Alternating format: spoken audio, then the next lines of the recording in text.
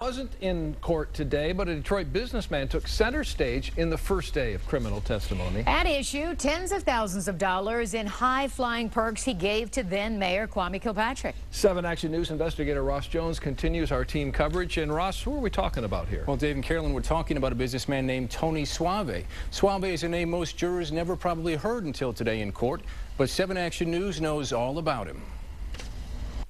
It was more than 4 years ago that we exposed a small fortune in jet travel provided to Kwame Kilpatrick, travel that could now prove key to the Fed's case against him. Tony Soave is one of Detroit's business titans who had big city contracts under Kilpatrick and wanted more. As we showed you in 2008, he routinely provided Kilpatrick with free trips on his private jet to places like Tallahassee, Florida, where Kilpatrick had a home. All told, in about a year, 27 flights corresponded with Kilpatrick's personal travel and Soave's private jets.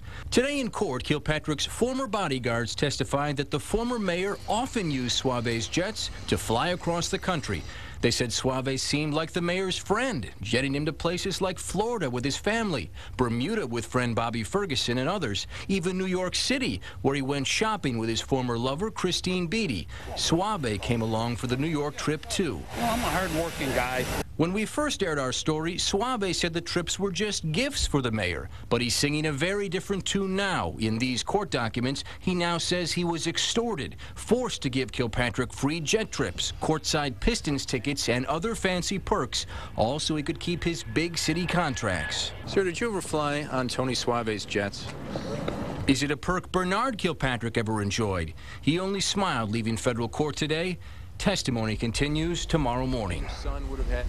We called Soave's spokeswoman for comment on what came out in court today. She was very kind, but said Soave can't say a word. That's because he's set to testify in this case later on. I'm Ross Jones, 7 Action News.